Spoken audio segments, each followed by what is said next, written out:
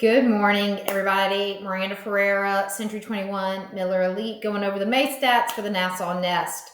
So, as I'm sharing my screen here, you can see the big ones that we talk about: median sale price, closed sales, new listings, total actives.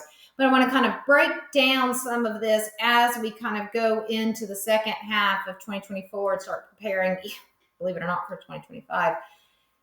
Closed sale price was up from 2023 and new listings were up, total actives were up, but closed sales were down. So I'm going to kind of start there.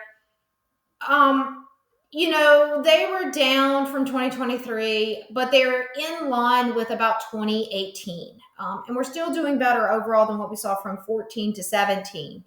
So while we are in a slower market compared to the most recent years, it still is a little bit healthier market when you compare to maybe 10 years ago or less.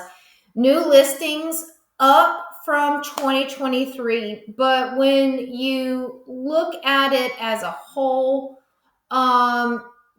we're a little bit down in terms of when you compare it to other years, and we're very similar to around 2017, 2018 years.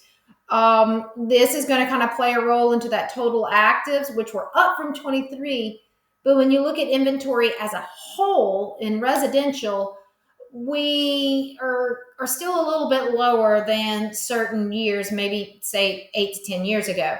So this will continue to play a role for both buyers in terms of affordability and options, and for sellers in terms of holding up values.